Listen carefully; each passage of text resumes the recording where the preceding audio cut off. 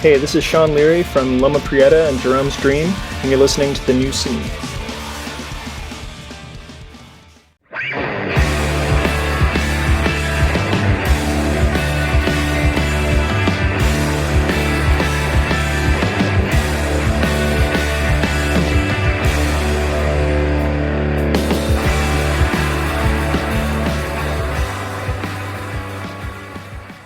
Hello, everybody, and welcome to The New Scene. I am your host, Keith, and we're back with another brand new episode. And this is our first pilot episode in full video. So if you are watching me on YouTube right now, you can see me saying all of this stuff.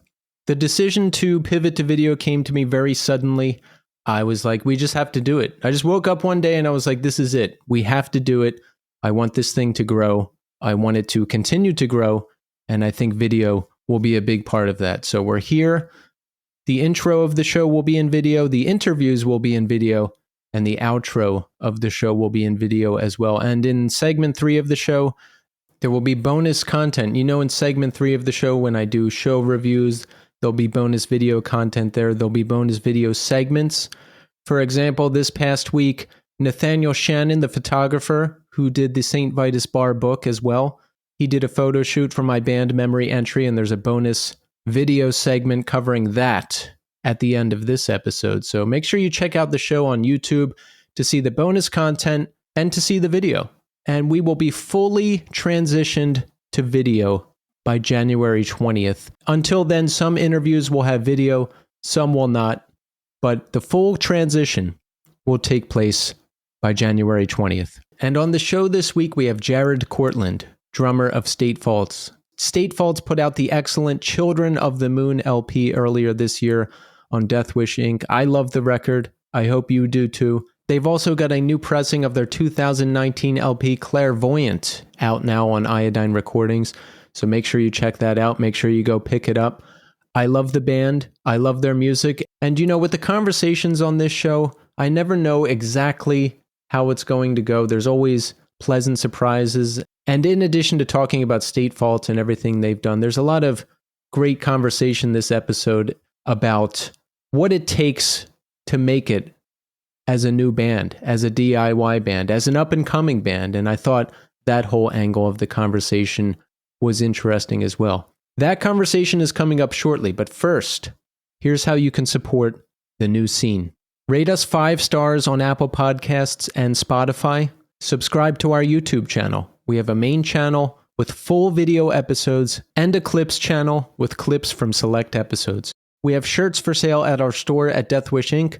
Pick one up. It's a great way. And you can follow us on social media at New Scene Pod. Also, don't forget to support Iodine Recordings. The Iodine Mystery Box is back, and it's only available until the end of the year. 2 records for $20, 5 records for $45. All orders are final, no returns or exchanges. Pick one up and surprise yourself this holiday season. Essex Coffee Roasters has brought back the post-hardcore blend from Iodine Recordings. It's nutty, it's full body, it's delicious. If you like coffee, pick up a bag today. Drought will be playing with the legendary Frail at 924 Gilman Street on February 23rd, 2025. If you're in the area, go. That's a must-attend show. And the Iron Roses have just announced a European tour for next spring with a crazy lineup. We've got Pennywise, Propaganda, Comeback Kid, Dead Pioneers, and select dates with Madball and Wizzo. So check that out if you're overseas.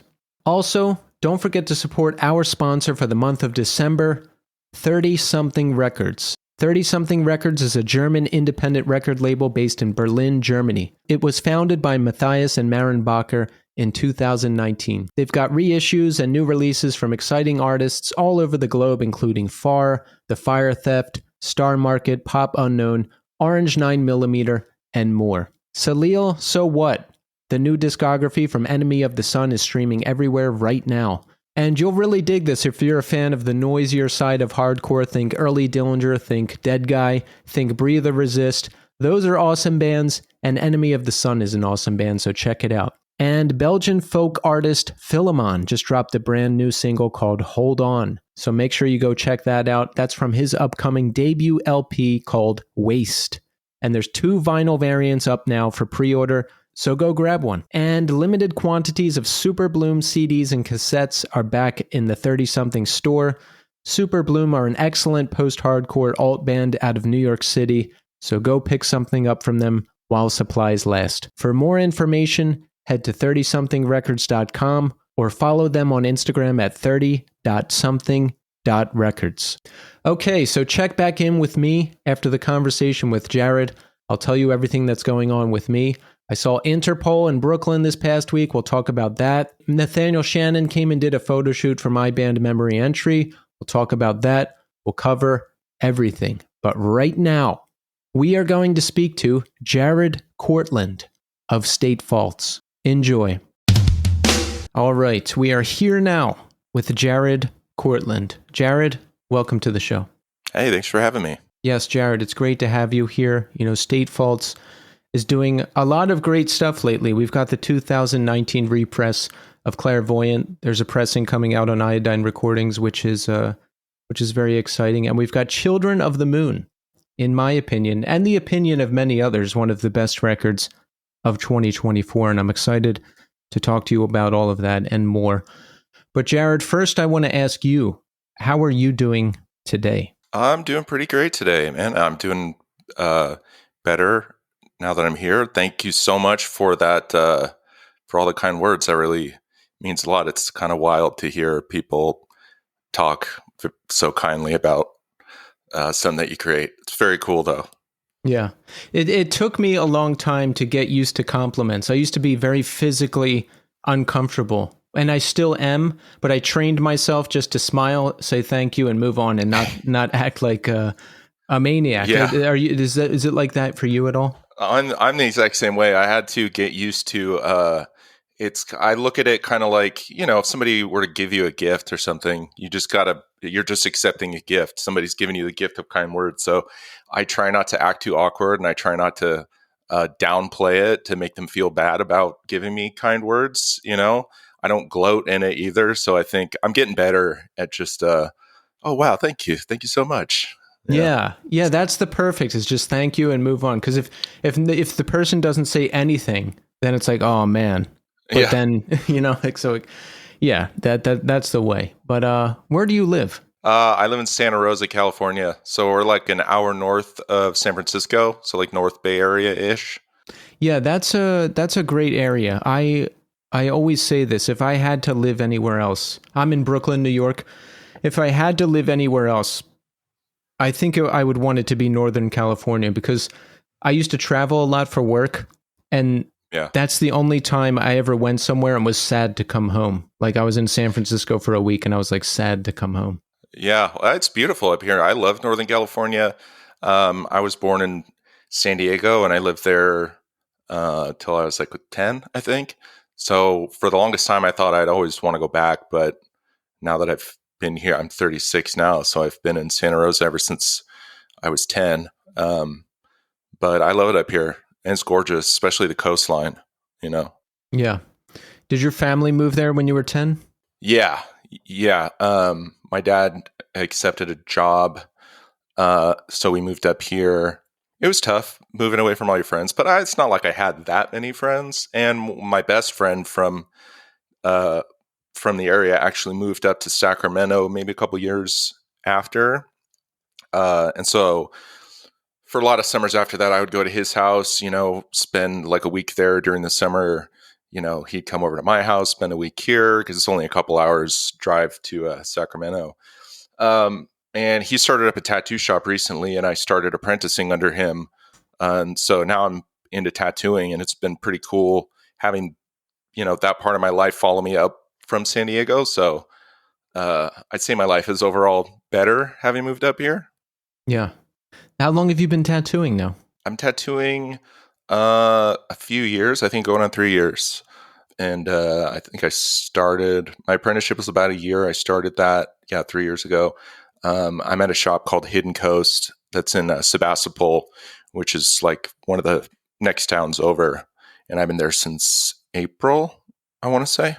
Nice. And that's a great skill to have, because I feel like customers will never dry up. right? Like people always want to get tattoos from all walks of life, and it's an interesting job. It must be, right? Yeah, I mean, it's got its ups and downs. I've been self-employed for the last 10 years, so I'm used to the ups and downs of it. And it goes through seasons and stuff. I think during COVID, there's like a big bubble, like everybody was getting their stimulus money, so it was pretty busy, and it's starting to trickle off since then. All my shopmates say I picked a weird time to get into tattooing because I think it's starting to taper off a little bit, or at least go back to the pre-pandemic levels. But I'm used to the hustle of having to, make money. So that's just as long as you got the hustle. If you've been self-employed for the last 10 years, you are used to the hustle. Yes, very much so. Yeah. It's just kind of how it goes. Same with the band, you just get used to the grind. And how about your history with music? Is it something you've always been interested in? I have, yeah. I've been playing drums for, oh boy, I think I started at 12, back in my old church, like youth group band. I was a church kid growing up, and I played drums in the church band.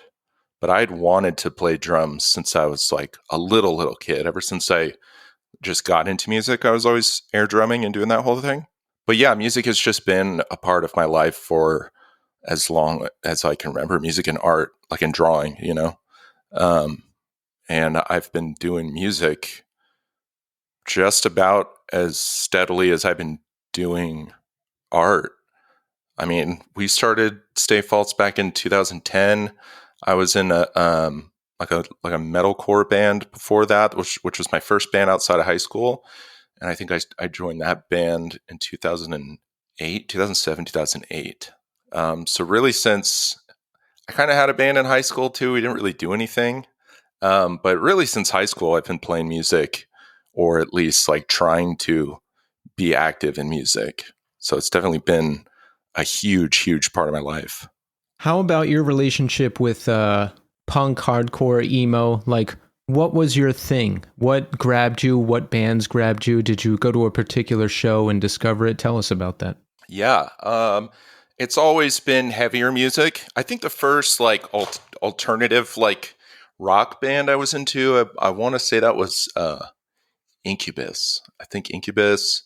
But it's funny, like around that time, there's this like little Christian bookstore that's like down the street from where I used to live.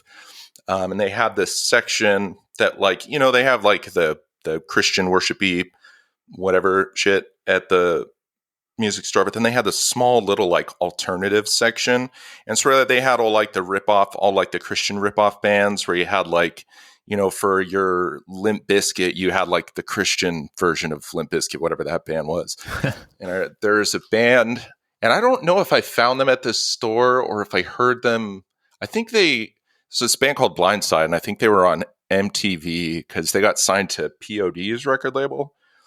And Blindside was was the first heavy, like my first introduction into like heavy kind of punk music. And they're very much, I don't know if you're familiar, but they're from Sweden, and they're very akin to like Refused. They sounded a lot like Refused, especially their earlier stuff. Blindside, and then that got me, there's a band called, what are they called? Project 86. And then from there, I kind of like drifted into what started as Christian metalcore and then just metalcore more broadly.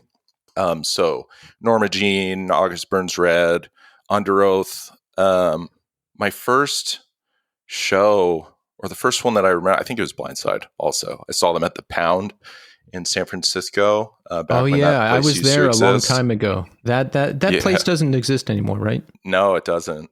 Okay. It was a really cool spot. From what I can recall, I think I was like 13 or 14 when I went to that show. Wasn't it like right on the water?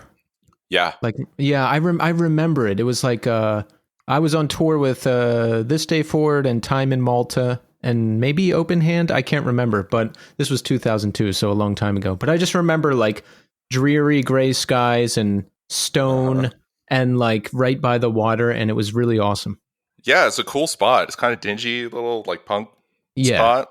Yeah. Um, yeah, that Blindside show. I think Me Without You was on that tour, Mm. and that's how I got introduced to them. And they're one of my all-time favorite bands. And I think they were touring off of. I think they were touring. Might have been Catch for Us Foxes. This might have been right before that album came out because I remember picking up that album not too long after that show, and that had just come out. Yeah, I think that show in particular was pretty formative for me because that got me into Me Without You, which really like that band, especially their drummer, had a huge impact on me. Just my playing style and just thinking about music more technically. Man, they're such a good band. Yeah, they do interesting stuff rhythmically too. Yeah. So I could see why that would have influence on you as a drummer. Yeah, Ricky's great. All the stuff that I do with like the tambourine, putting the tambourine in my hi-hat, all that stuff was influenced by him. And that Record Brother Sister in particular, that was definitely big for me. I know it had a big influence on, or like an influence on us generally as we were writing. I think we were writing Resonate, Desperate. There are a couple of tracks on there that I was definitely channeling Ricky's energy on the drums. So State Faults got started in around 2010. You said you were in a couple bands before that, like a metalcore band and something else. Yeah. So what are you doing those years leading up to 2010? I mean, did you go to college? Did you want to do music full time? Did you think about what you wanted to do? Like what was going on with you? I definitely didn't think music was going to be a thing. Like it's funny because let's see. I was just working a normal job. I think I was working at the mall when we started State Faults. I think I was working at Vans at the mall. And one of our old bass players, no longer in the band, his name is Jordan. He was the one who first kind of like asked us what we wanted to do, like musically. Like, do you guys want to go on tour? And we're all kind of like, I don't really know how you do that. And he was just like, well, you just got to book shows. You just call people and book shows. So he kind of helped us put together our first little Southern California tour, which was like a weekend. I think it was like 3 or 4 days. But then it was off to the races from there. That was 2010. We were still called Brother Bear because that's what we were called when we first started. And I just didn't really think, I always knew I wanted to play music, and my metalcore band, like we played shows, but we never really did any kind of touring or even thought about it or considered it as like a thing you could do. So once we started doing that with this band, and especially when we put out our first little EP that we did, and then to like see people at shows who were familiar with us and who would heard of our stuff before we got there, that was a trip too. And it kind of gives you confidence, feel like maybe we can do this. And especially when we were sending our early EP off to like a bunch of music blogs and stuff. That's how Tiny Engines, our first label, got in contact with us, because we might have sent it to them or to one of the guys who ran the label, because I think he might have also run a music blog, or that's how they got turned on to us. And then once we got interest from a record label, we were like, oh my God, we're doing this. This can be a thing. Right. I think that was 2011 or 2011. How old are you around that time? Let's see, 2011. I'm 36 now. It's 2024. My terrible math. Yeah, I'm not good at math either. I'd have to do this too. Yeah, I was 23. Yeah, that sounds about right. So 23. Well, so 21 or 22 is when we first started. Yeah. I guess 22, 23. That's around the time that Tiny Engine started talking to us. Yeah.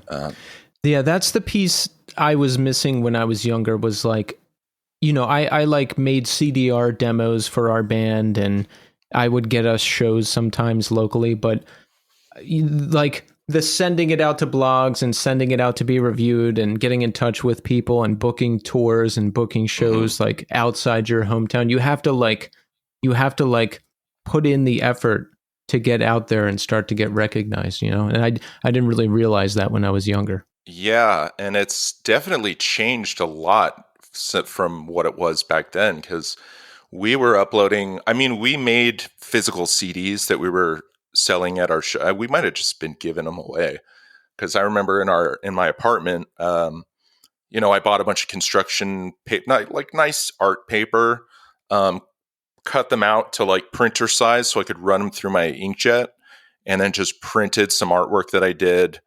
We tried to find tried to find the CDs, but there were these like gold CDs. I think I got them at Staples. They were the least like CDR looking CDs. They had the least amount of like writing on them. They just kind of look gold.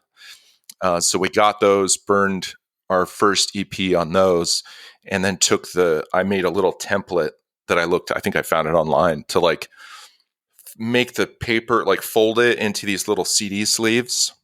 And then we had some like twine. We like tried to make it look real like nice kind of. And we were giving those out. I think we started up like a band camp. I think is when I think we were one of the earlier adopters of Bandcamp because I know when we first signed up, it was free. I think it's changed now, but we're still like grandfathered into since we signed up so early.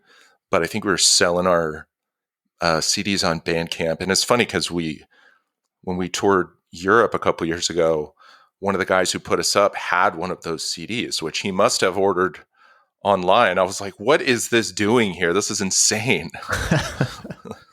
Wow. Yeah, that must have been awesome. Yeah, and then just like that was back when like MediaFire was still a thing. We would upload the music on MediaFire and just send the download links to like music blogs and stuff, just being like, hey, please like review us or just listen to us. If you like it, write a review or something. Yeah. Remember that was like 2009, 10, 11. That was the golden age of MediaFire. You could just Google band name, album, MediaFire, and find any record you want. Not that I ever did that. No. Of course. I paid for everything, but I heard of a lot of people doing that. It wasn't me. I heard that was a thing. So you get started playing. I mean, how much touring did you do? Like 2012, 13, when those first two releases come out, how far out there did you get? What were you doing? Touring, we did a big, I think it was 2012. We did this was right. So our first big tour that we did, because we did a couple small like weekend type stuff. I think we did a few LA things. We did like a short little, we had planned a West Coast thing, but we planned it poorly, like time of year wise, because we were going up to trying to go up to Oregon, and then we got snowed out. Like our van was just not in great shape, and we were a little worried about going up because there was a lot of snow. So we definitely picked the wrong time of year. We dropped off those couple of shows. But the first big tour that we did, I believe, is in 2012, and we went with a friend. There's another band in our area called Strike to Survive. We did this tour with them, and it was a huge like U.S. tour, like 3 or 4 weeks that we booked ourselves. I think we might have had some help with it. I think we had an agent who was kind of helping us out as like a favor. But man, that tour nearly killed us. We ran out of money about halfway through. We had a bunch of shows fall through in I think Nebraska. We had like 3 days off in Nebraska because the following shows got canceled. So we just stayed at a friend's house there. We put up a bunch of our merch on the website, did a sale, and then we were planning on shipping the merch when we got back. So we were just like earmarking it, just to get some money, which worked. But then when we got back home, we realized, we have to ship this merch now. So we all had to dig into our own pockets to just pay for the shipping to get all the shirts and stuff out. So kind of bit us in the ass, which was unfortunate. And that kind of, I don't know, man, we've always had a real complicated relationship with touring not just because of that experience, but I don't think it was until the last year and a half, 2 years that we actually had a smarter approach to touring. Didn't let our eagerness to like get out on the road. We weren't overcommitting. I think back in the day we were overcommitting to stuff, or we thought that, you have to be on the road, like live on the road by any means. And while I think there's a certain degree to that's true, I think, especially living in the area that we live in, it's so expensive. You definitely want to tour smarter versus just touring hard for the sake of touring hard. And that was a tough lesson that we didn't learn until a little more recently. Yeah. So what is it like? I guess you don't want to just book whatever and then get out there and try to make it happen. Like what constitutes the smarter touring? That's a tough one, man, because I think I'll just speak for us. The biggest thing for us, I think, was finding the right people to work with, because there are some people that just have a knack for booking shows, and a band, you're lucky if you're in a band and you have one of those guys in your band who just is really good at networking with people, always meeting people whenever they're at shows. I've played that role in our band, but that's never been my strong suit, at least not booking shows and networking. Like, I'm okay, but that's not, I wouldn't consider it my strongest area of expertise. So finding somebody was crucial for us. And we've been working with a great guy, Ryan Shute. He's a great guy, and he plays in a band called Pound. We met him. We've actually played a show with him. He also books for Frail Bodies. So this last couple of runs with Frail Body we hit them up, and they connected us to him. And then he reminded us that, we played a show together not that long ago. So it was kind of a cool, I remember talking to him at that show about it too. But he's been great. But honestly, man, having networking, I think, is a big thing. Networking, I've tried to keep a spreadsheet of contact info of people I meet. I wish I could say, I wish I had a good strategy or a good roadmap to booking shows, but we've just been winging it, man. The best thing I can say is that I don't know that there's a right way. I just do know that there are some not so smart ways, which I think is not considering your financial stability and your mental health, putting those below just getting out there to play shows. And understanding too that a lot of those shows that you're going to be playing are not going to all be bangers. Especially the first couple of tours you do, they're going to be rough, and they especially were for us. But so I think it's consistency and determination and circling back to spots, especially if you have solid enthusiasm. Even if you have 10 people that come out to a show, if they were all stoked that you're there and they love your band, go back to that spot, and hopefully they bring their friends. And that's the biggest thing in networking, and just being nice, being kind to the bands that you play with, being kind to the sound guy who's, helping out, to the promoter. I mean, those, I guess, as far as advice goes, that's my biggest bit of advice for people, because you can't always guarantee that your shows are going to be awesome. Booking tours is hard, but being kind to the people that you come into contact with and that you work with, because, you don't get to always choose the sound guy or the promoter. Maybe the promoter's a dick, but it's he's putting on a show, or she, the best thing you can do is just be the most kind and hardworking, and you want to be easy to work with, so that way they want to book you again. Right. Yeah, as you're talking, I'm thinking actual attendees of the show in the beginning there might not be a lot, but it might be the least important part, because not a lot of people are going to come out at first, right?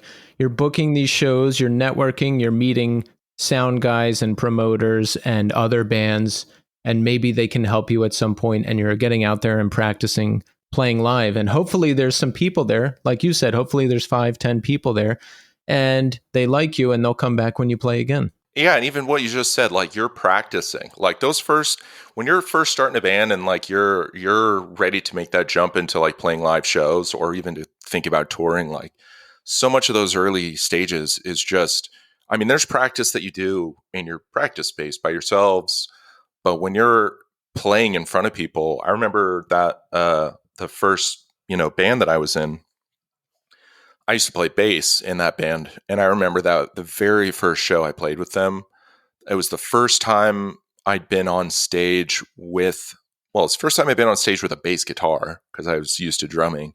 First time I'd been on stage in front of people that weren't like people I knew. And just the feeling of the adrenaline. I remember my hands cramping up and I couldn't even like hold the chords because my hands were like, I think I dropped my pick a couple times because I had, like just had such a stiff grip because I still have, like, whenever I have anxiety dreams, I'll still dream about that moment on stage of just literally freezing up in front of this crowd of, 10 people or whatever it was. But so much of that, yeah, it's just practice and getting used to it and learning how to perform, learning what feels comfortable for you as a performer and finding your voice as a performer as well. Because you're flexing a different muscle when you're performing on a record versus when you're performing on stage. It's completely different. Yeah.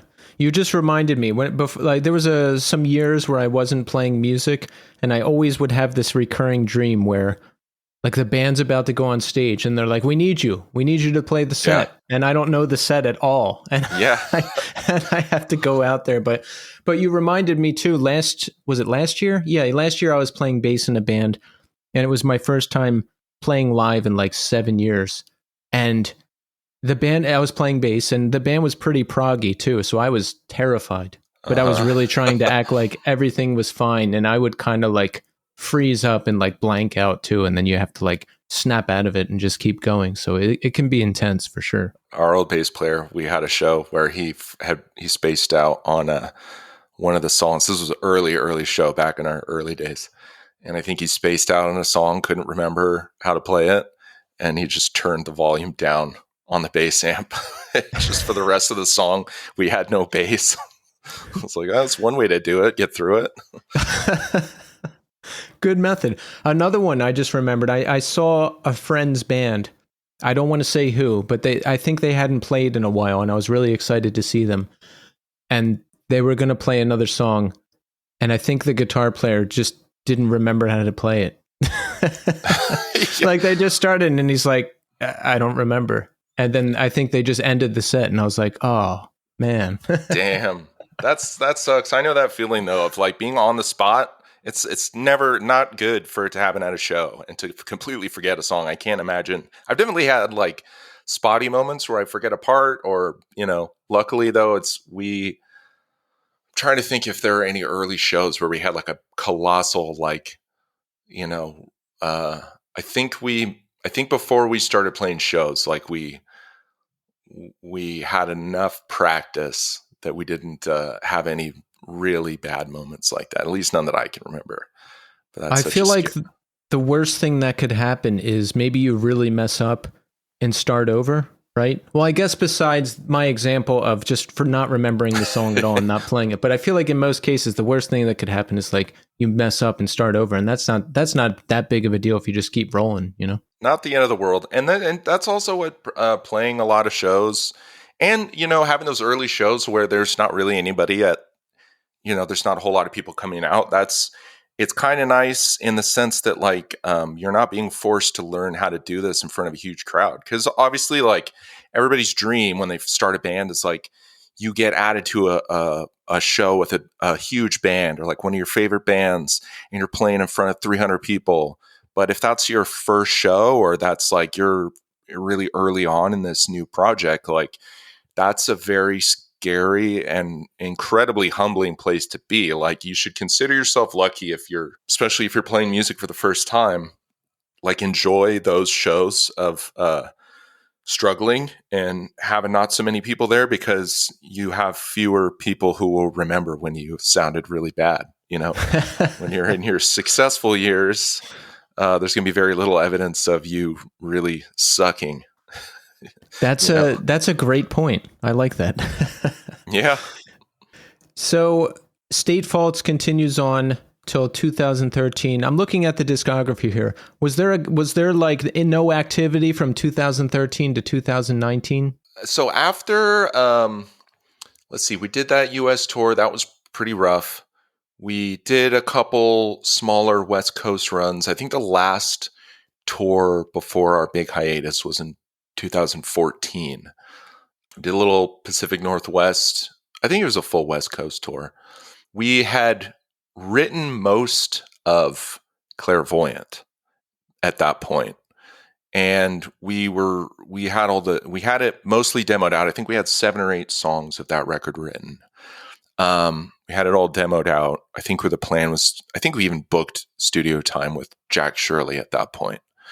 But we all got really burnt out. And I don't know if it was our tours, us struggling to find our footing in terms of booking shows. We didn't really have like an agent.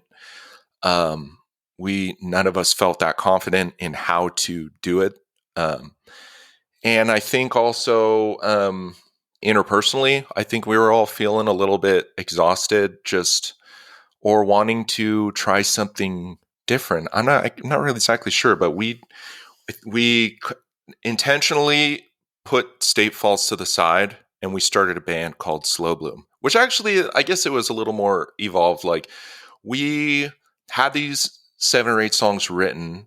We had played them live a few times, but as we were trying to kind of write more, because I don't think we were content to just have 7 or 8, we were writing more.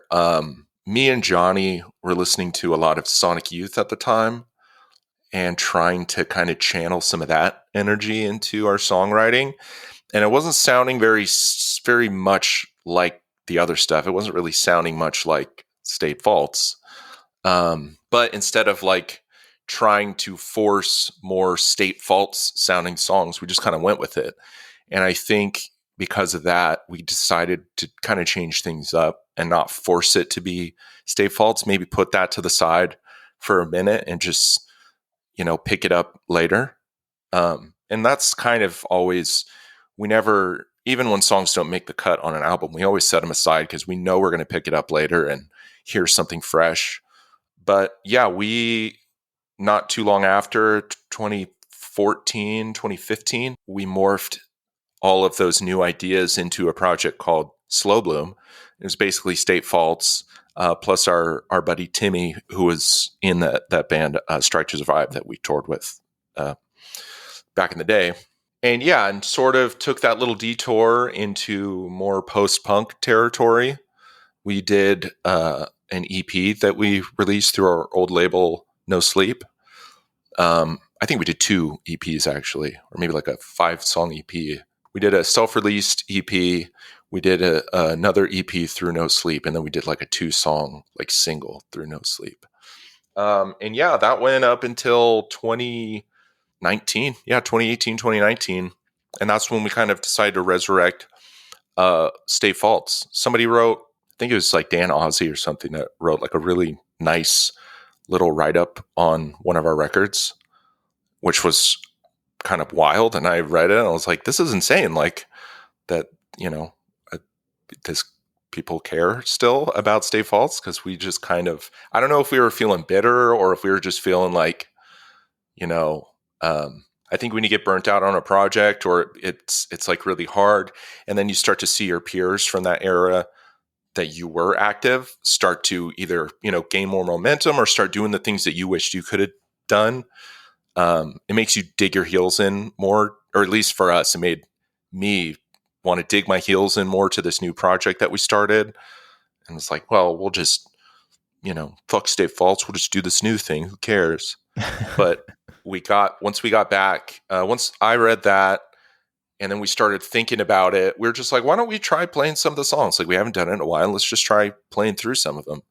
And it started to feel really good. We started to play the songs that we had recorded that were just sitting there. Then we wrote a couple new ones.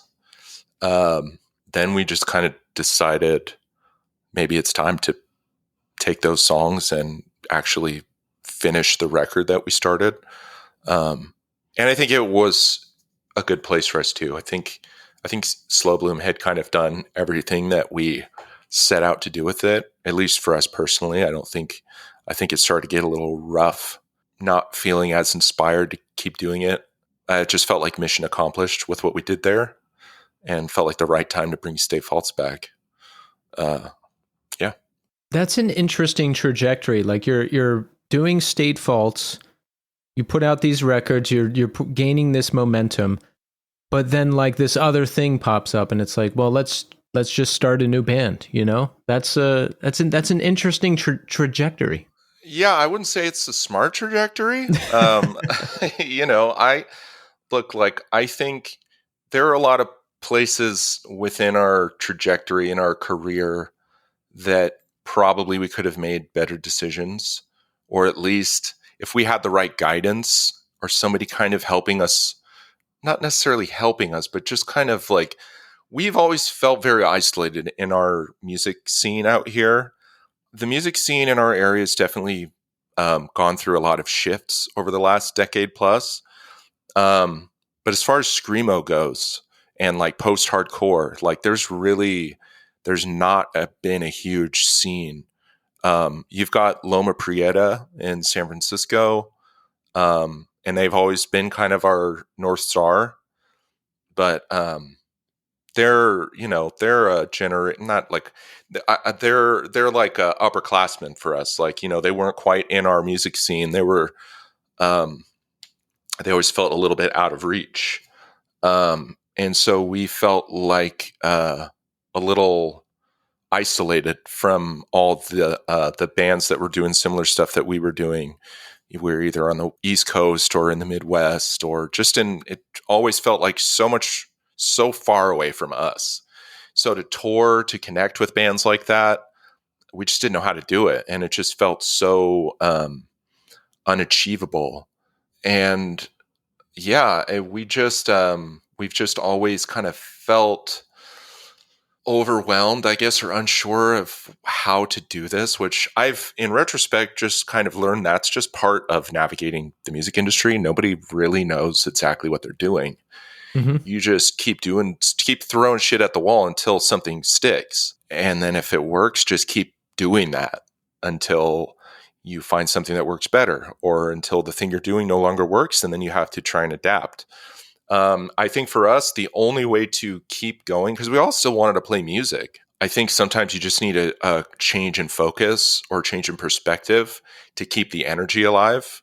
And so instead of breaking up, which we definitely came close to doing at that time, we just decided to shift gears and try something new to kind of get some of that spark back and continue to have fun, because that's really what is the most important thing at the end of the day. If you're not having fun, then what's the point in going through the motions, Right. And if it's truly your passion, like, you'll keep doing it one way or another. But I can really relate to what you're saying, because for a long time in playing music, I always felt isolated too, because I wouldn't be playing exactly what everyone else is doing, or like everyone was like too big and like couldn't be bothered. And I don't mean like they were dicks. I just mean like they're too big and they're off doing their own thing. So it's not like, they're just in another world.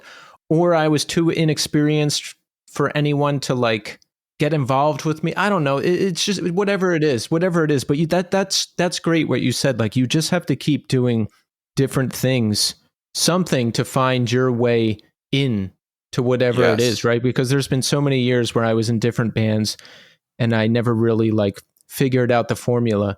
But this podcast kind of accidentally took off and then back-ended me back into music, which I'm really happy about, because I always just really wanted to get back to playing. So like, but I think that's a good lesson. I think that's good advice. Like, if I could go back and talk to younger me, I'd be like, start a band, start multiple bands, get out there and play. If no one wants to play with you, go out there with an acoustic guitar and just like, show people that you play. Like, you just have to go out there and do something. You have to get something out there. It's all experience. And so many you'll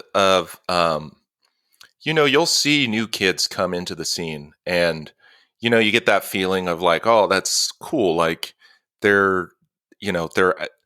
might not be that good.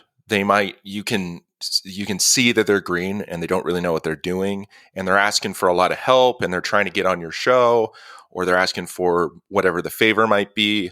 And you try and be as nice as possible and help everybody out. But the cool thing is the people that stick with it, because they stand out. It's like they might not get a lot of help initially, or you might be one of those people you feel like, man, I'm so inexperienced, I don't know what I'm doing, but I'm just going to keep asking, and I'm just going to keep trying to play shows. I'm going to keep going to shows. I'm going to keep being that annoying guy, be nice, be courteous, obviously, but like, I think it's the persistence that shows, because I remember seeing those kids cut to 10 years later, and now they're in huge established bands, because they kept with it. And before your eyes, they became, they were that new fresh-faced little kid, and then they grow up in the scene, and before you know it, they're the old heads, and they've got all the experience. And so, and I think in a sense, like, that's what has,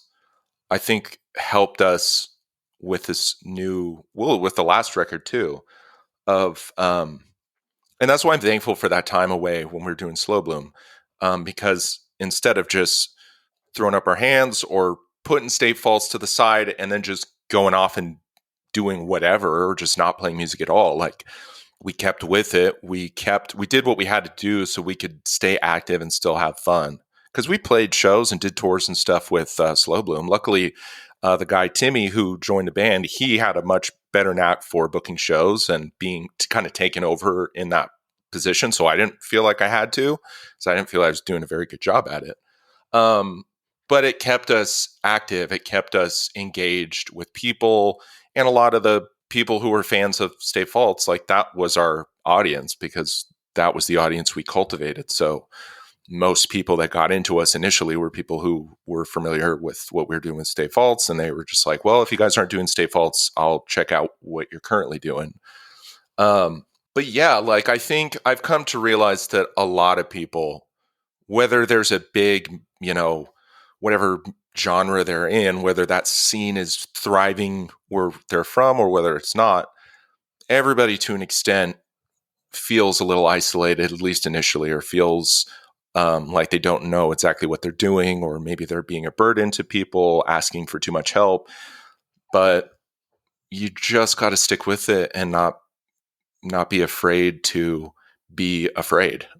Exactly. That's great advice. Yeah, because I was always too afraid, and I still never want to ask anybody for anything, because I hate asking for help, and I always feel like I'm bothering people, but you just have to. Well, and the best thing too that you can do is ask for advice, because sometimes, like, you don't want to be that person, and we all know the feeling or have seen it before, where you see a big show that's booked, and then you're looking for a band member that or somebody that you can be like, hey, do you think you could get my band on that show?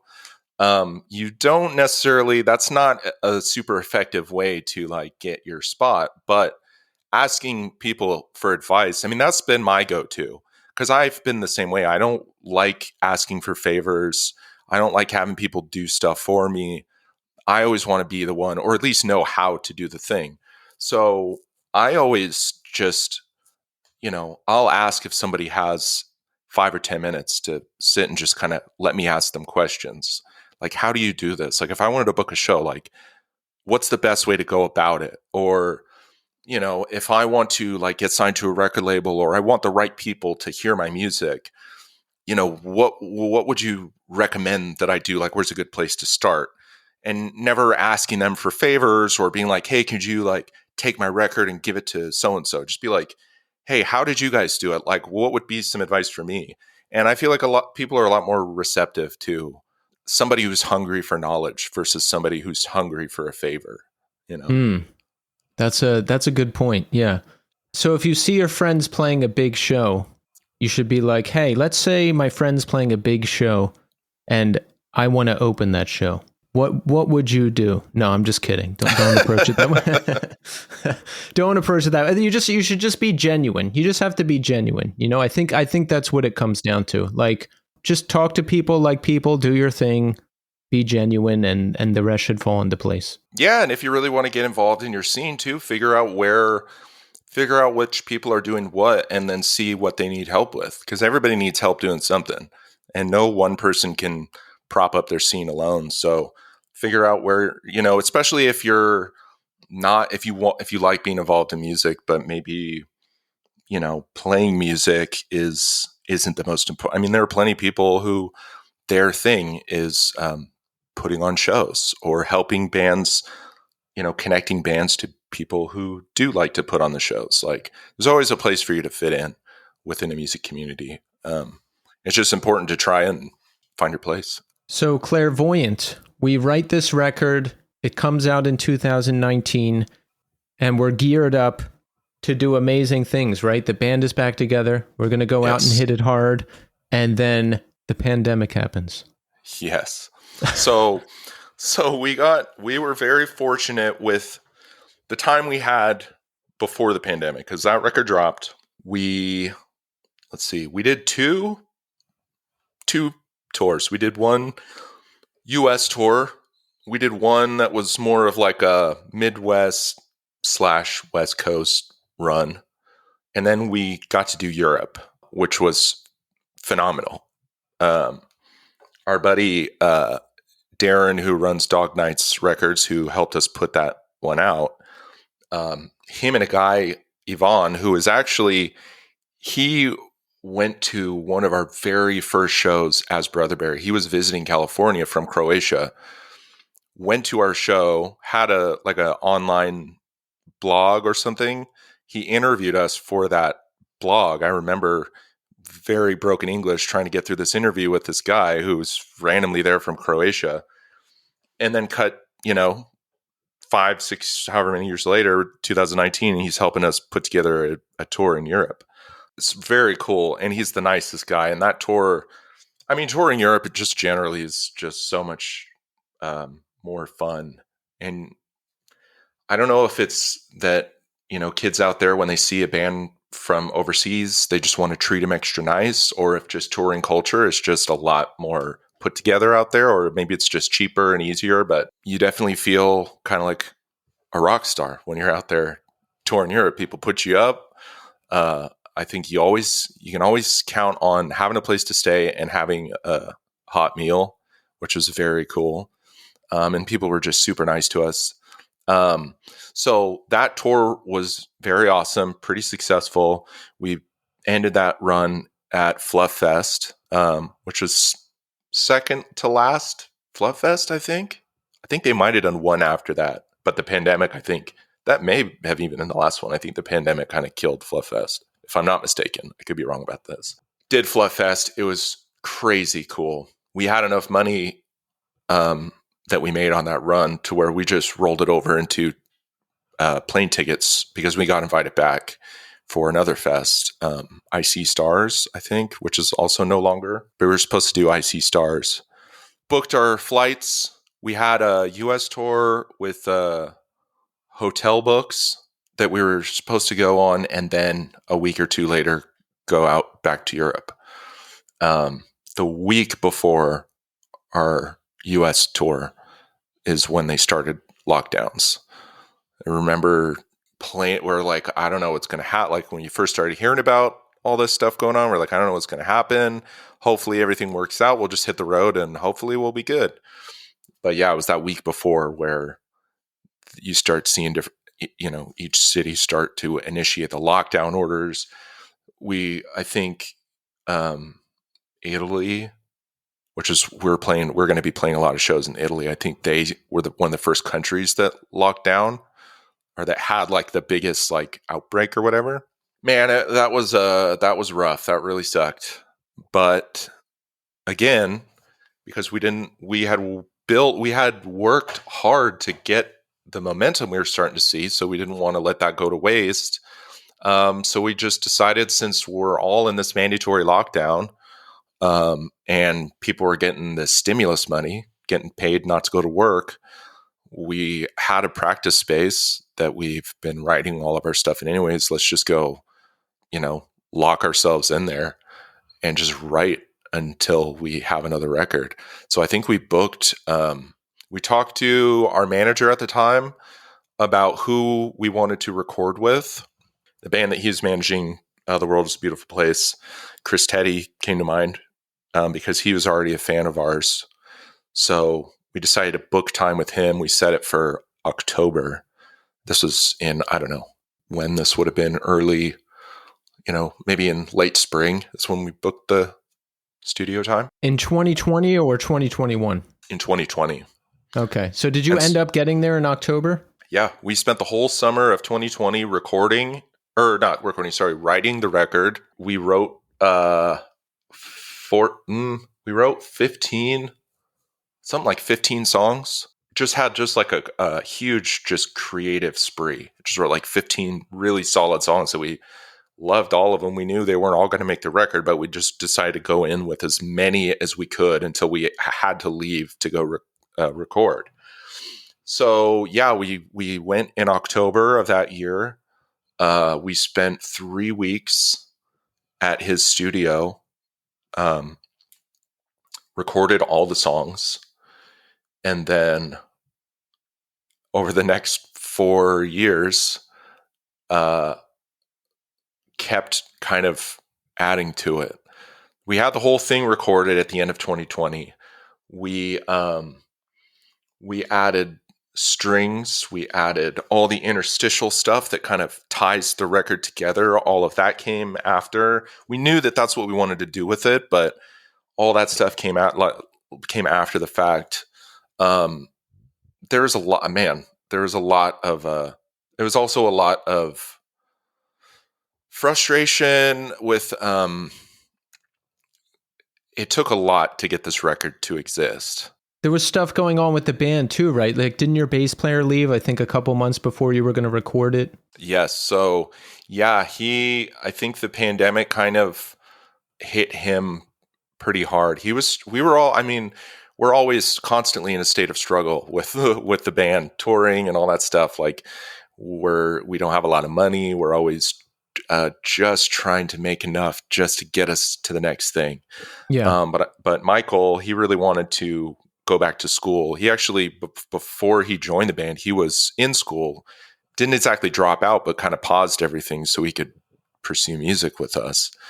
And I think he was really feeling pressure to finish what he started.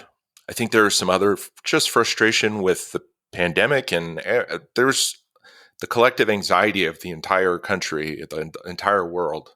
We're all feeling it. It was nuts. Yeah. And everybody was at each other's throats. It was a whole thing. I was just talking about this earlier today with another guest, and not a lot changed for me during that time because I worked from home anyway. But just in terms of everything going on in the world and with everybody in this country, it was a lot of bad memories. Yeah. So he definitely felt we were all feeling it, but he decided, he wanted to go back to school. There's obviously tension with all of us too, just in that we all had all of our plans ruined, So I think that was as good a time as any for him to say, hey, I need to take a break. I need to push pause and go pursue school. And I don't know that he had any concrete plans of coming back, but he was basically just like, I need to be done for a while. So I'm down to go record with you guys, but after October, I'm going to be out. And, we said, okay, like, thanks for talking to us about it. And we made the best of the time we had with him. We recorded with him. It was just me, Johnny, and him. And we were a three-piece up until that point. We were a three-piece up until most recently when Michael rejoined. But me, Johnny, and Michael recorded the album.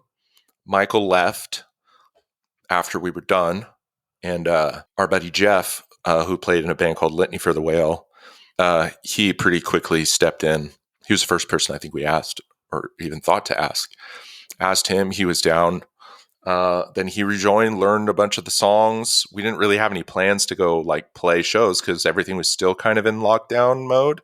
But we had tentative plans with The World Is, which wound up happening, I think, 2021. Yeah, I think the end of 21. That's when things started opening up again. Because I remember there was a show here in Tompkins Square Park in May 2021, and a lot of people online complained, because they were like, this is irresponsible, super spreader, all that stuff. So it wasn't until later, it wasn't until like August, September, October 2021, I think, until stuff really started opening back up in terms of shows and everything. Yeah, and I remember the World Is had that tour booked for the end of 2020, or maybe the beginning of 21. But then they kept having to push it back. And I think it finally happened at the end of 2021. And then we did that with them. And that kind of restarted the band. But yeah, man, the record had been done in 2020. Like I said, we were adding stuff to it, but I don't want to say it's unfortunate how long we had to sit on it, but that's a long time. Yeah, it was tough. And obviously our old label No Sleep is no longer. They went under. Without going into too much detail on that, there are a lot of things holding us up from releasing it. Some of it was we didn't want to release it with some of the stuff that was going on. So it was like a mixture of technical and it's a mixture of like outside forces holding it up, and then us being like, maybe we should wait for a little bit, which is also like a really shitty, hard place to be in when you're willfully holding onto something that you've been waiting for so long to put out there. But we did make the best use, I think, of all our time that we had sitting on it. There's actually Johnny went and we actually had to remaster it because there are a couple of samples that we weren't able to clear. So then we had to redo the samples, which meant that we had to get it remastered. And so we figured, well, we're going to be remastering it. We may as well. I know there's a couple vocal performances Johnny wasn't super stoked on. So he decided to actually redo all the vocals on the record. I was like, if there's anything you're not happy with, now's the time, since we have to get it remastered. So he was like, I'll just like redo them all. Everything. He did everything except for the singing, the clean vocals. But it wound up working out better. He got a much better vocal performance that he was super stoked on. And, again, like for as much time as that record sat, I think it gave us the time to like really get meticulous with it and turn it into something that we kind of always wanted our previous records to be. Like I've personally, especially always loved, I love concept records, but I also love records that just flow, that don't feel like just a bunch of songs put together, but that feel very cohesive and very intentional. I'm huge on track lists, like sequencing an album.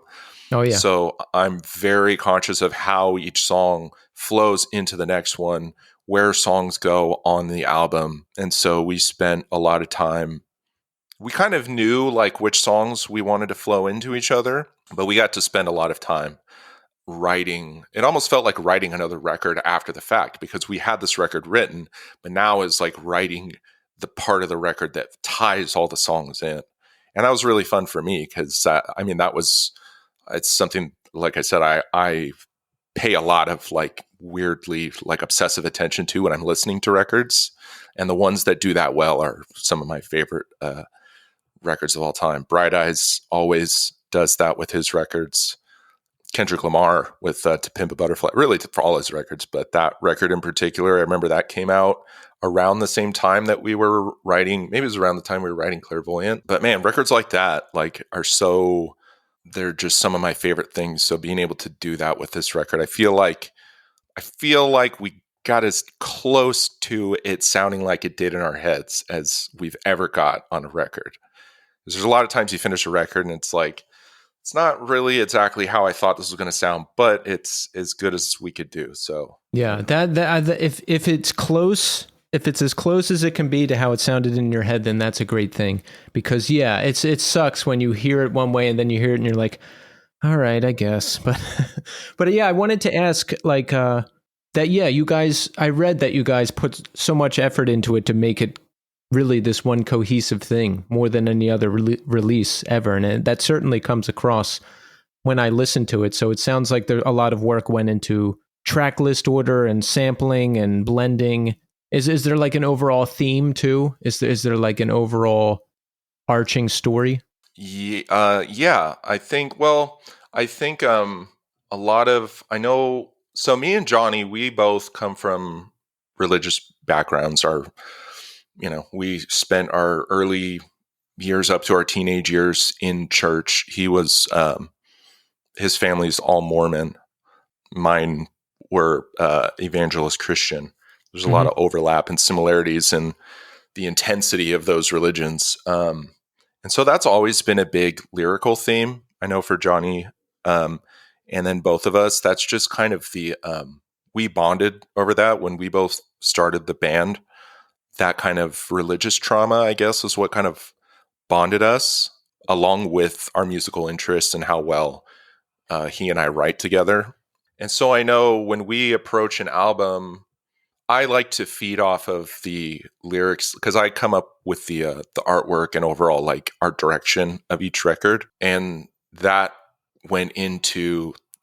I also did a lot of the interstitial stuff, the sound effects and the vocal samples. Like those were that, and the art direction was like my domain with this record. So I was feeding off of a lot of the lyrics that he was writing, and I think religion always plays kind of an underlying theme through a lot of that's like the foundation. Not that religion is the foundation, but like that upbringing with all the questions that it brings along with it and all the trauma that it brings along with it. That's always lingering there underneath the surface for he and I both.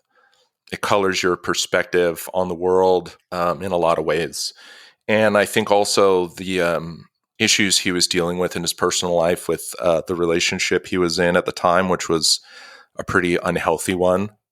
A lot of the lyrics and the overall vibe or the overall like messaging of the record, I think kind of goes along with that of like, I know he was going through a really rough place.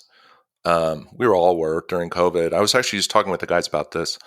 COVID and everything that was going on in the world at the time, and then everything that was going on in Johnny's personal life when he was writing these songs. Man, it's weird how it just like, we didn't even need to really talk about like what this album was going to be about conceptually. Like we were all just kind of feeling the same things. And when I was putting together the artwork and putting together all the trying to look for vocal samples and everything to kind of build this loose kind of narrative that takes you through the record. When I showed it to them, Johnny, I was worried that I was hoping that like, I hope this kind of fits with what you were thinking when you were writing the songs and like your lyrics. And it did. Luckily, it fit right in and kind of captured. I think that, I don't know, that feeling of, I think there's a lot of hope and hopelessness and the kind of two sides of that. I don't know. It's hard when I try and pin down. I'm always on the fence about whether or not I like to have like a really if somebody were to say like, what's the album about? And obviously I didn't write the lyrics, but somebody say, what's the album about? Or what's the overall theme? I know Johnny and I both had things in mind when we were kind of creating the narrative structure, and definitely when he was writing the lyrics. But I also like the feeling of people being able to read into it what they feel when they listen to it, I think that's important. That's why I never like to say specifically what a song is about. And usually if I write a song, it's not just about one thing. I'll kind of blend two or three things, right? But it sounds like the collective feelings were very similar of what you guys were dealing with. And I think there's something to that when that energy, those feelings, when you push it into something, like I think people pick up on that and they can feel it as well. Yeah. And like, I mean, I know going into it, we all were very much of the same mindset of wanting this to feel like a cohesive. We wanted this record to be cohesive in a way that our previous records weren't. I actually got really depressed after Clairvoyant came out. it caught me off guard. I don't know. We got in. We had been sitting on those songs for so long. It's kind of funny because it's almost the opposite of this record. We had been sitting on those songs for Clairvoyant for so long, and then we came back to it, and we were all really excited. We had some fresh songs to add to it. We booked the studio time. We were in there recording. We're working really hard, and then the record. Then we got the record back, and when I listened to it for the first time, I don't know. I don't know if I wasn't happy with my performance. I don't know if it was just a feeling of like, I think there is something to be said for the feeling of spending so long on something, working so hard on it. And then when the thing is done, there's like I don't know, in some ways it can be good to like get the weight off your shoulders, but then in some ways it can be maybe depressing to be like, I've spent all of my mental focus and energy for so long on this one thing. Now that it's over, like, what do I do? Like, what comes next? And maybe it didn't live up. Maybe the what you had, this picture in your mind that you had for it, maybe it would have been impossible for it to live up to that, because there's definitely people, plenty of musicians especially, who want what they're doing to be the best thing ever, just personally for them. And sometimes you build it up to a place that you could never achieve. It's like seeing a movie that everybody's super excited about and everybody's hyped it up, and you're so excited, and you go into the movie and you have all these expectations, or maybe it's a director that you really love and the last movie they put out was phenomenal, and you're like, oh, this one's going to be even better. And then you go see the movie and it's just not, it didn't live up. And maybe it was just impossible for it to live up to that hype that you had in your mind, that pedestal that you had for it, That makes sense. Yeah, and that happens to me with if I make all right, if any project, if I'm working on a record, if there's a podcast episode I really want to post, like once it's done, there's a period of like, oh man. And the last time I watched a TV show that had like I really liked, and it really had an effect on me, when it was over, I was like really depressed because I was like, when's a show that good going to come out again? So it can happen any number of ways. Yeah. And I think as a creative person, that's the more you care about the things that you do, you're your own worst critic too. Yeah. And I'm definitely guilty of that. So maybe it was just my insecurities at the time getting the better of me. But our approach to this record, and maybe with the memory of that record stinging so bad, we definitely approached this record way different than we had with previous ones. I mean, we recorded everything up to that point with Jack Shirley, aside from our first two things. I guess the EP and our first record we recorded ourselves, but Resonate and Clairvoyant we did with Jack. This one we wanted to do with just mix it up, go for a totally, Jack's approach is very, it's really raw and in the moment. Like everything is tracked live. He's as hands-off as possible with all the things he does because he wants to capture you, how you sound in the moment, which is great. I think for this record, we just wanted to try the flip side of that. What if we went in and really tried to craft it and really tried to spend the time to not worry so much about the rawness of it or capturing our live energy per se, but convey the emotions in the way that we really want to convey them and have the listening experience be really deliberate. And just some of our favorite records that we all listen to, like try to capture some of that energy and some of those dynamics. So that was a big thing for us too. And I feel like I'm happy with the job that we did in capturing. You did it because I was just listening to Children of the Moon again today, and I was hearing some of the really emotional parts, and I was like, oh man, I want to do that. That's what I want to do. Well, thanks, man. I appreciate it. I'm glad it made you feel that way. It worked. What are some of your influences or band influences? I think it's a really unique mix of screamo, emo, some black metal stuff. Like I really like the combination of sounds. Thanks, dude. For me personally, like I was saying, Me Without You has always been a huge one. Under Oath has been big for all of us. Thrice, that's another really big influence for us. We actually just got to tour with Pianos Become the Teeth, and they were one of our very first. I mean, that first record they put out was the record that inspired us to start playing music. So it was a trip getting to go on that little run with them, like meeting your musical heroes. It was very cool. Did you do that run with them, that recent West Coast run they did? Yeah. Yeah, I saw them. That was so good. I caught it out east here with Frail Body. That was that was quite a show. Really good Those stuff. guys are incredible and the nicest dudes. But that tour, man, they're so good. Yeah, it was insane, big time. But yeah, they're huge for us. But then, like, we also listen to a lot. Like Johnny, almost exclusively, really listens to a lot of classic rock. It's funny how little heavy music we listen to. I think we did a lot more back when we were first starting, but obvious, and like Loma Prieta is another huge inspiration for us. But yeah, like for me, the things that get me excited about music are those albums that you want to listen to from front to back and that keep you engaged throughout the whole experience. So and it almost doesn't really matter the genre, because there's so many, for me personally, there's so many different types of, there's so much music out there to get something from, and being tied into one genre feels way too limiting.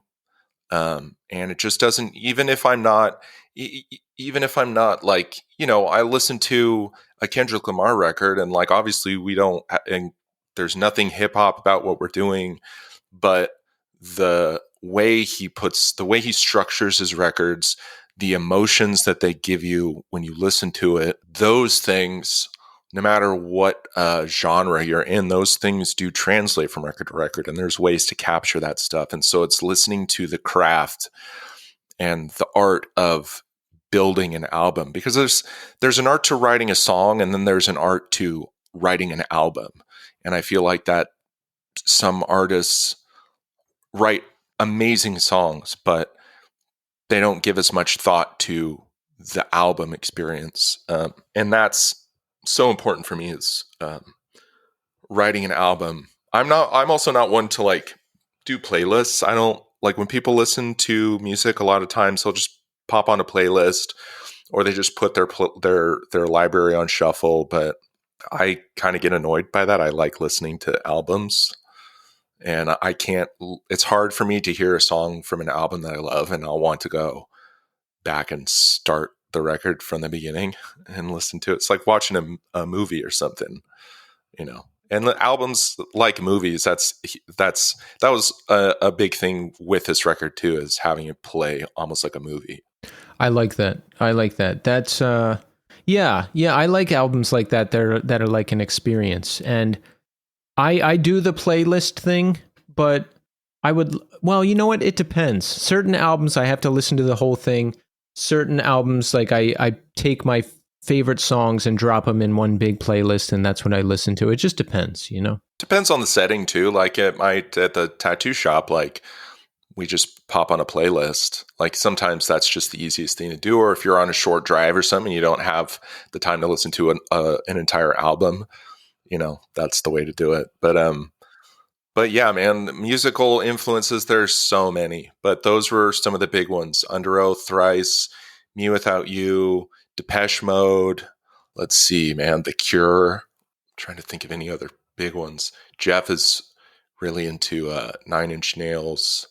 Yeah, so there's a lot, man. There's a whole lot of stuff. And then all that early stuff that I was listening to, Blindside and like all that. I don't listen to it much anymore, but like all that stuff sneaks its way in. Like they're in your, the earliest, like they've got their fingerprints on all my early, like formative, years in music. And I know Johnny's was big into like the Blood Brothers. What was that other one?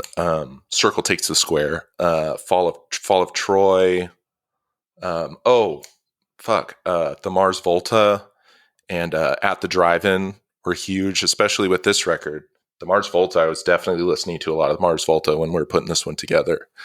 and using some of those songs, or at least different parts of those songs, specifically like No Gospel, channeling a lot of that energy into that song, trying to write this big 10-minute prog screamo song. The band Zeta, we played with them I think we played with them at Fest a few years back in 2019. They're another band. They're fucking incredible. I don't know if you ever got to see them live or if listened to them. They're amazing. They have a similar energy to the Mars Volta, but a lot more post-hardcore. But yeah, man, they're fucking killer. Nice. So we have Children of the Moon out there right now. It seems like it's doing well for you guys. I've seen it mentioned a lot. I love the record. It seems like people are enjoying it, right? Are they, from your perspective? I think so. It's been pretty wild, like, to see people talk about it so kindly, and like it just feels surreal. Like for sitting on the record for so long, it's a trip to have it finally out and for people to check it out. And I definitely was anxious about how people would receive it, but also pretty calm about it. Just happy to kind of like, you sit on a record for long enough and the longer you have it, the longer it feels just like this burden that you kind of just want to be rid of. It's just like, get this out so I don't have to think about it anymore. Especially after 4 years, I'd be going crazy. Yeah, we were definitely going insane with that. So to have it out there and just, there's definitely letting it go felt so good to just, because then I could just like, and I try not to pay attention too much to like what people say. I'm self-critical enough. So hearing, it feels great when people say nice things, but all it takes is for one person to say something lousy about something that you did to just kind of like make you feel like garbage. Always.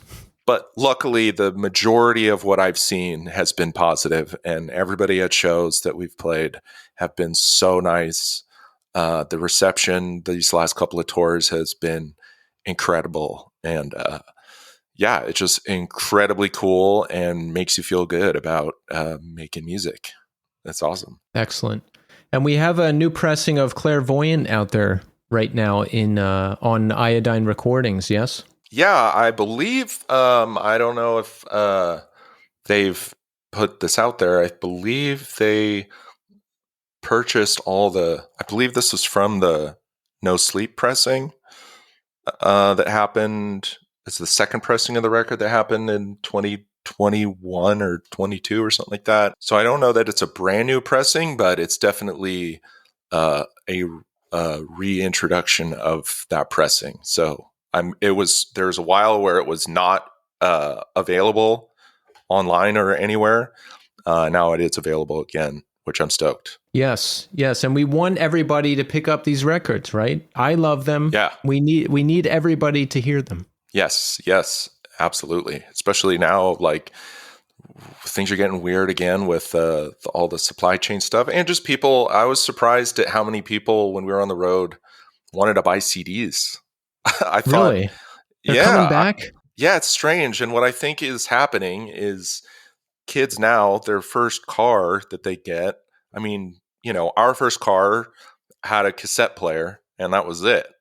A lot of kids now, their first car has just got a CD player. If it's got a cassette player, but it's usually the CDs. So a lot of kids now are like, they want a CD to listen to in their car when they're driving to work or whatever. So it's kind of trippy. I knew it was going to happen. I knew it, Yeah. Because like cassettes came back and I was really annoyed by that. And I refused to ever like partake. And I knew CDs would come back. But that I'm okay with, because that's the era I was in. That's when I really started listening and buying a lot of music. And CDs actually sound good versus cassettes that just don't sound good. But but I still think vinyl's cool. I love having everything bigger. You get all the artwork bigger, and we put a lot of detail, especially Clairvoyant. The packaging on that one was a lot of fun to do, and I was really, really stoked. As much as I was depressed just when that record came out, the artwork and packaging, I was very, very proud of. It's one of my favorite overall like packaging that we have of the record. So if anybody does not have a copy, please go get it and enjoy that physical packaging, because we spent a lot of time on that. I like that. Yeah, and I like the bigger because I can't see anymore. I'm 42. I have to wear glasses to see anything. It's all falling apart. So bigger is better. Yeah, and you put it in like one of those vinyl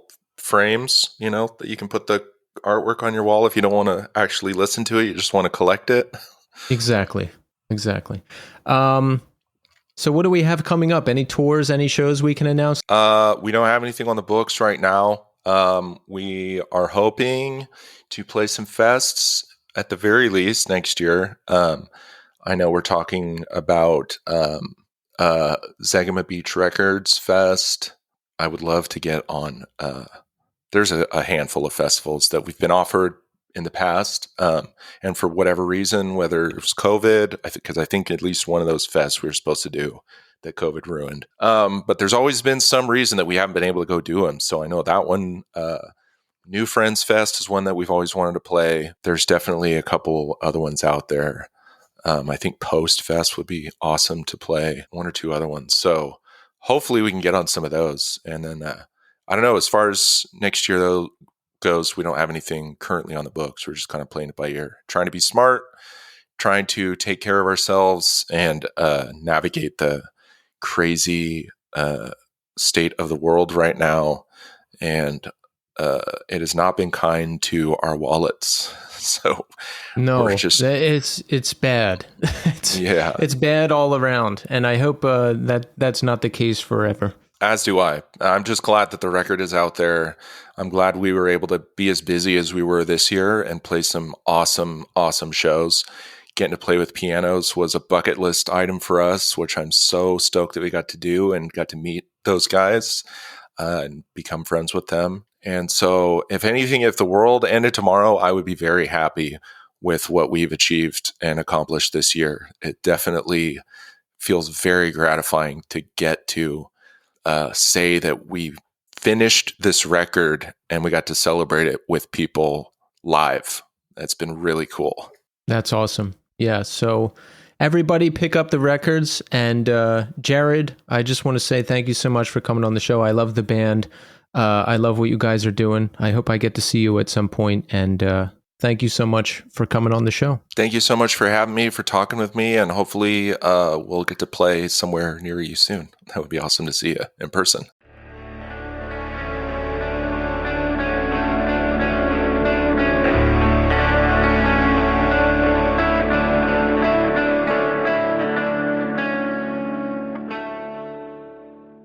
And there you have it. Jared Cortland. Excellent conversation with Jared.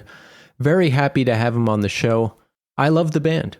Children of the Moon, excellent record. Clairvoyant, excellent record. I'm glad I discovered them this year and that I know them now because I really dig the music. And Jared was just a great person to talk to. It was really interesting hearing about the band. And it was really interesting to hear about how they were doing State Faults. And then suddenly they just started doing Slow Bloom. And that was the thing for a while. And then they moved on from that and went back to State Faults. That's an interesting trajectory, but I'm glad State Faults is back because I'm really enjoying their music. And, just all of that conversation about starting out in a band and the things you have to do, the things State Faults did, the trial and error, figuring things out, how to book shows, meeting people along the way. I think that was really valuable information for any up-and-coming band. And I thought that whole angle of the conversation was interesting as well. So, Jared, just a really pleasant person to talk to, and I'm looking forward to a lot more from State Faults. So, thank you so much, Jared, for coming on the show. So, let's check in. How are we doing? I am doing okay. It's been a tough week or two. I was feeling pretty depressed, and it was hard to just get up and function. It happens to me sometimes. I think a lot of people are going through that right now with the colder weather, and I've spoken to people, and that seems to be the case. So this past Wednesday was rough. Wasn't feeling good. Oh, I was sick too. I got sick over the weekend, and I got hit pretty hard. Not too hard, but hard enough. And I'm glad though, because I had this lingering sickness that just would come and go. And then the sick hit me hard, and it lasted about 4 days and went away. So it's done. I'm over that now. And I wasn't feeling good, so I forced myself to get out of bed and just do a really hard workout. So I did that 2 days in a row and felt way better. So I'm super into the physical fitness thing because it can really turn your mood around and just make you feel better all around. So I've been hitting that hard this week and I feel better. And I'm happy about that because you know how it is when we get depressed if it happens to you too. You know, it's easy to sit here and like make suggestions and say, do this, do that, try this. But when you're in it and you feel really bad like that, it's hard to get up and do anything. So I'm glad I was able to push through it. And if you're going through the same thing, just try to do anything healthy for yourself that will make you feel good. Get up, work out, go for a run, go for a walk, eat a healthy meal, anything you can do to help yourself. So that was going on. And we have video now. We have video on the podcast, which is crazy. I was resistant to doing it for a long time because I thought it would be a ton of extra work that I didn't have the time to do. And just being self-conscious, you know, like I don't want to be on video. I don't want people to comment on me. I want to be more anonymous, all of that stuff. But I literally just woke up one day and I was like, it's time. It's time to do video. So here we are. We're doing it. Like I mentioned in the beginning of the show, the full transition to video all the time will happen by January 20th. Up until then, some interviews will have video, some will not. But by January 20th, everything will have video all the time, unless the guest specifically requests they don't want video. If they don't want it, I'm not going to make them, nor can I. So I will respect their wishes. But here we are in the new era of the new scene with video. So if you want video, you can go to the YouTube channel and see it. And if you don't, it's still there on the podcast platforms on Apple and Spotify. Let's see, what else is going on? Oh, I saw Interpol this past weekend at Brooklyn Steel. And that was my first time at that venue. Really awesome venue. It's just like a giant warehouse. And it's one of those venues where no matter where you stand, you can see the band. And I love that. It was a sold out show because it's the 20th anniversary of their second album, Antics. And what a fantastic show. I love the album too. I forgot how much I love that album. Every song on it is just great. The show was great. Nobody stood 1 centimeter from my face and kept backing up. So that was good. Even though it was sold out, there was like a little bit of space and you can enjoy the show and see the band no matter where you were standing. When the show started, there was this big curtain in front of them, kind of a translucent curtain. And then when the chorus of Evil kicked in, the curtain came down and you could see the band and everybody was cheering, but it was a great show. So thank you, Brad Truex, for getting me in. Brad has been on the show. Brad has been playing bass with Interpol since 2010, I think, and he's been on the show a number of times, so go back and listen to his episodes if you haven't heard them. Also, this past week, Nathaniel Shannon came and did a photo shoot for my band, Memory Entry. So hi, I'm Keith M. You know me from the New Scene podcast, but I'm also vocalist and guitarist of Memory Entry, and we're doing a photo shoot today. We also have Armando Morales. Now, this is the most unbothered man in the history of mankind, and I aspire to be Armando. He is the bass player for Memory Entry, and he is the perfect balance to the ADHD rattled brains of myself and drummer John Lane. Who? John, oh yeah, right. If you had to describe Yellow. What? Memory Entry in 3 words, what would those 3 words be? On the spot. 2 of them would be noise and core, but I haven't figured out what the third one would be. Weird noise core. I've got it ready. I can't hear. Huh? You're in the right room for that. And of course we have famed photographer here, Nathaniel Shannon. You know him, everybody. He's been on my show. He is the author of the St. Vitus Bar book. He literally wrote the book Producer on St. Vitus. And co-director of the Dead Guy Killing Music documentary. He's done it all. And he's kind enough... Basically reunited fucking dead guy. He's kind enough to be here to photograph us today. And we're about to go to the roof to take more pictures. So let's do it.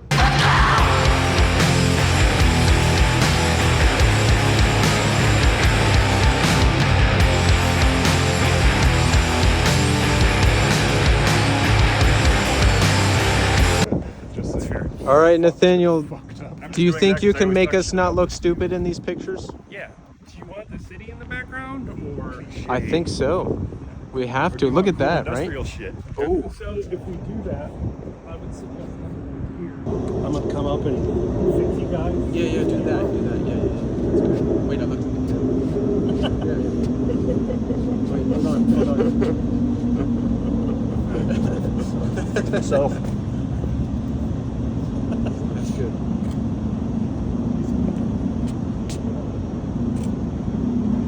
Together a little bit.